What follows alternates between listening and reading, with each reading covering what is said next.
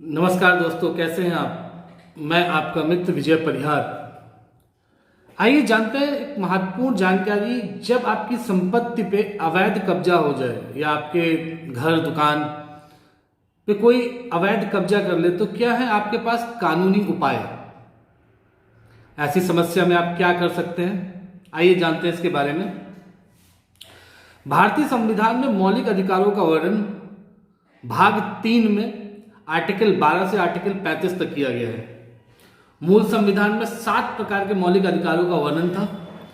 44वें संशोधन के फलस्वरूप संपत्ति के अधिकार को मौलिक अधिकार से हटाकर आर्टिकल 300A के अंतर्गत कानूनी रूप में रखा गया। संपत्ति पर कब्जा उसके मालिक का कानूनी अधिकार है। किसी भी व्यक्ति को उसकी संपत्ति से उसकी इच्छा के विरुद्ध हटाना गलत बात है। आजकल समाज में दिन पर दिन ऐसी घटनाएं बढ़ती जा रही हैं। कुछ आपराधिक प्रवृत्ति के लोग आपराधिक बल का प्रयोग करके बंदूक चाकू की नोक पर सामान्य और सीधे नागरिकों की जमीन मकान पे अवैध कब्जा करके उनको उनकी संपत्ति के अधिकार से बेदखल कर देते हैं। और ये घटनाएं हमारे समाज में प्रतिदिन बढ़ती जा रही हैं। और कानून में इस समस्या से निपटने के लिए कुछ प्रावधान भी दिए गए हैं और ये पीड़ित पक्ष को आपराधिक और सिविल दोनों में भी उपलब्ध है। आइए जानते हैं आपराधिक प्रावधान क्या है। सर्वप्रथम भारतीय दंड संहिता 1860 की धारा 420 जो एक सार्वभौमिक धारा है। यह धारा धोखाधड़ी जैसे मामलों में प्रयोग में लाई जाती है।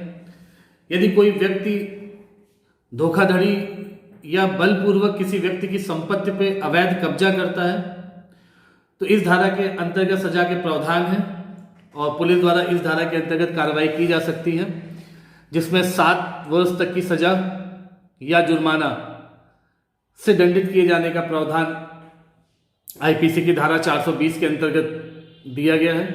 इसके बाद आती है भारतीय दंड संहिता 1860 की धारा 406 जो कहा जाता है कि अमानत में खयानत के मामलों पे लागू होती है, जिसे इंग्लिश में क्रिमिनल ब्रीच ऑफ ट्रस्ट भी बोलते हैं। कि कोई व्यक्ति विश्वास के माध्यम से उसकी संपत्ति पे अवैध कब्जा कर लेता है। ये ज्यादातर रिश्तेदारों या परिवार के अन्य सदस्यों के ऊपर ज्यादातर देखा गया है कि वो विश्वास के माध्यम से उस व्यक्ति की संपत्ति पे कब्जा कर लेते हैं। उसके अंतर्गत इस धारा के अंतर्गत पुलिस द्वारा कार्रवाई की जा सकती है और पीड़ित पक्ष इस धारा के अंतर्गत व्यक्ति पे मुकदमा दर्ज करा सकता है। इसमें 3 साल तक की सजा के प्रावधान या जुर्माना या दोनों से दंडित किए जाने का प्रावधान भी। बाद आती है भारतीय दंड संहिता 1860 की धारा 467। इस धारा के अंतर्गत कूट संरचना पर लागू होती है। या यदि किसी संपत्ति की कूट चलित दस्तावेजों के माध्यम से कोई व्यक्ति फर्जी दस्तावेजों के माध्यम से, सिंपल वर्ड में फर्जी दस्तावेजों के माध्यम से किसी व्यक्ति की संपत्ति पर कब्जा करता है, अपना हक जताता है, तो इस धारा के अंतर्गत कार्रवाई की जा सकती है।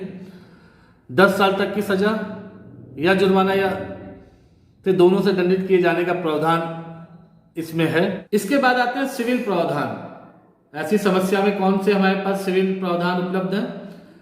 इसमें आता है स्पेसिफिक रिलीफ एक्ट। यह त्वरित न्याय पाने हेतु एक बहुत ही अच्छा अधिनियम है जो हमारी भारतीय संसद द्वारा बनाया गया था और जो काफी प्रभावशाली और मील का पत्थर साबित हुआ है ऐसे प्रकरण के मामलों में। स्पेसिफिक रिलीफ एक्ट की धारा 6 के अंतर्गत अगर कोई व्यक्ति किसी दूसरे व्यक्ति की संपत्ति पे कब्जा करता है और यह कब्जा किसी कानूनी माध्यम से ना होकर बलपूर्वक या जबरदस्ती डरा धमका के उसकी संपत्ति के ऊपर कब्जा किया जाता है, उसके ऊपर लागू होता है। धारा 6 के 2 महत्वपूर्ण चीज ये है। नंबर 1 कि ऐसा कोई भी मुकदमा संपत्ति कब्जा किए जाने के 6 माह के भीतर प्रस्तुत करना आवश्यक है। अगर ये 6 माह की अवधि समाप्त हो चुकी है तो ये साधारण वाद प्रक्रिया के थ्रू ही सुने जाएंगे। और इसमें रिलीफ एक्ट के अंतर्गत इसकी सुनवाई नहीं की जा सकती अगर 6 माह की अवधि बीत गई है तो। दूसरा है, इस धारा के अंतर्गत सरकार के विरुद्ध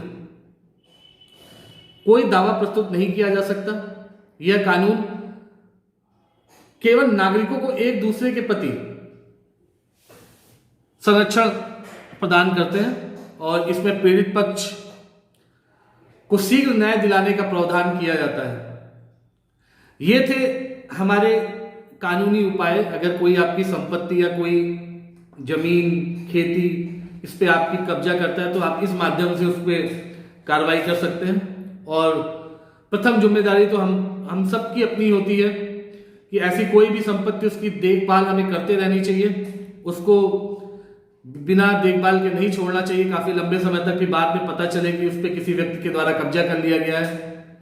क्योंकि आपराधिक प्रवृत्ति के लोग ऐसी चीजों को विशेष तौर से ध्यान रखते हैं जहां पे कोई आता जाता नहीं है, कोई उसको नहीं देखता, और फिर वो अपना उस पर कब्जा साबित करते हैं। आज के लिए इतना ही। अगर आपको ये वीडियो पसंद आया हो, आपके लिए उपयोगी हो, प्लीज लाइक और सब्सक्राइब करना ना भूलें। स्वस्थ रहिए, सुरक्षित रहिए। जय हिंद, जय भारत।